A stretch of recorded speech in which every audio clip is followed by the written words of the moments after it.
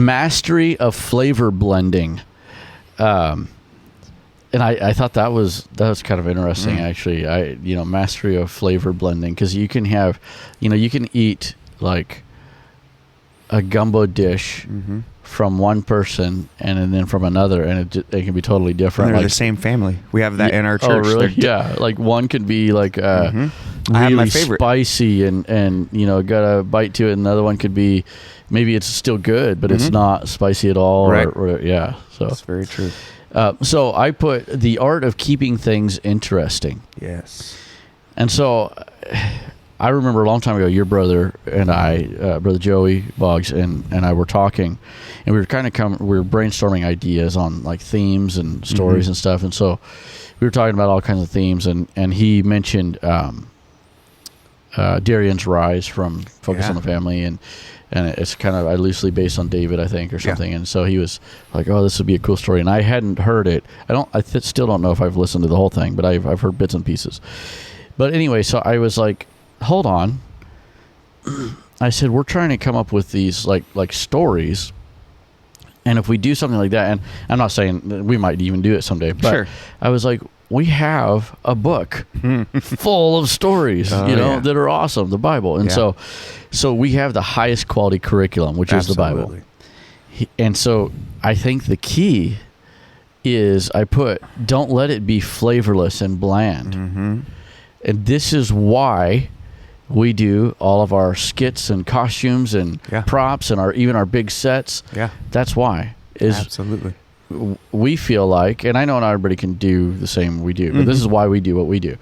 We feel like it's the Bible. Let's show how cool and awesome and incredible the Bible is. Absolutely. And make these kids interested in it. We don't want it to be like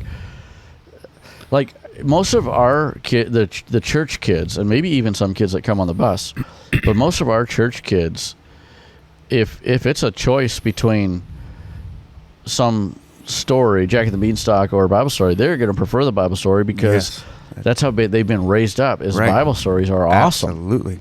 And that's what they play at home. I mean, that's what my son plays at home. Is he plays Bible stories. Yeah. I mean, he plays other, like he'll play police and SWAT and stuff, but it's not a story. It's like a theme for him, Right.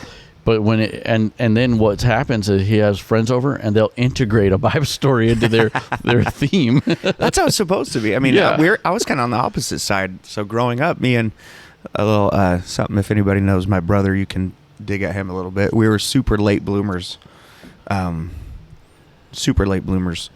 We would like play cowboys and Indians at like 14 on our bicycles. I don't know. I think Brother Jason Ashley, he's older than both of us, and he still plays cowboys, I think. Hey, well, there you go. I might have to open that toy box. But yeah, so we're super late bloomers. So we played cowboys and Indians, the cops and robbers, and we didn't really do Bible stories. We knew them. We had, comic book Bibles. We had Odyssey. Yeah. We had your story hour, but we didn't have that culture that we have now. Yeah, we didn't have this kind of Sunday school. It was classroom style, felt Jesus and all that, and it was great. I mean, we learned a lot, but that was the best we had at the time. But we got to this level, like you said, your kids and my kids, they know Bible stories. Like I really think about your two children specifically when they were younger, and then like Shaylee and Logan.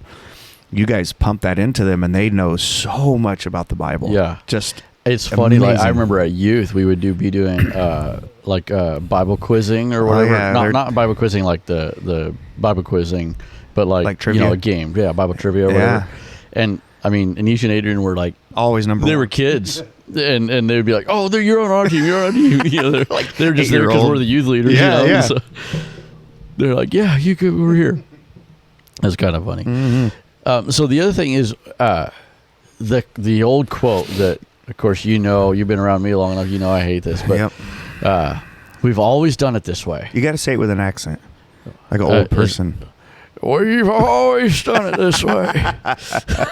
That's right. We've always done it this way, and that should not be the criteria for how you operate Sunday school. It's fine if you have always done it this way. Yeah. That's okay. But that shouldn't be the reason. Mm-hmm. That shouldn't be the criteria of why you do it this way. No. Just because we've always done it this way. Yeah. What is the reason? Know why. Well, the Bible is alive. You know, if you go back to we have the greatest curriculum, like it's alive. And I remember, I mean, you've heard it too. I remember Elder Burgess making a statement that as a child blew my mind, because I thought he had all the knowledge you could ever have of the Bible. I mean, he's been in church 50 something years, been preaching for a majority of that.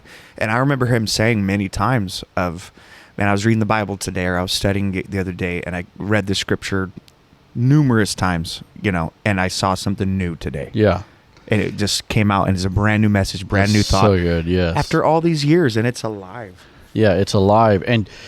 And what happens is we hear, you know, there's nothing new under the sun. Yeah.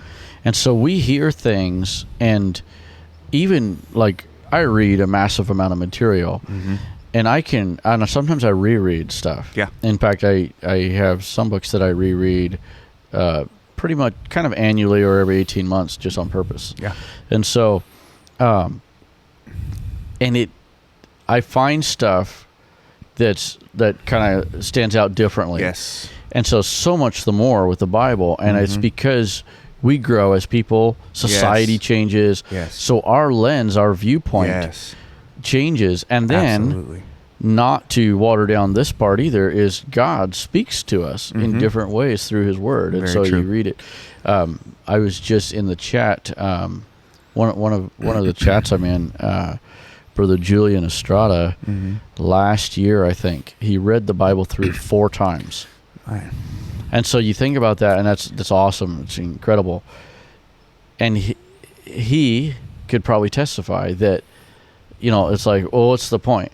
Well, because it's always, he's reading it again. I think he's already read it through once this year, and he's working on, you know, another time. So you constantly, I like what you said, that you find new stuff all the time. Always. And so, yeah, if you've always done it this way, make sure there's a reason why you've always done it this way before you just hang your hat on that. You know? Absolutely.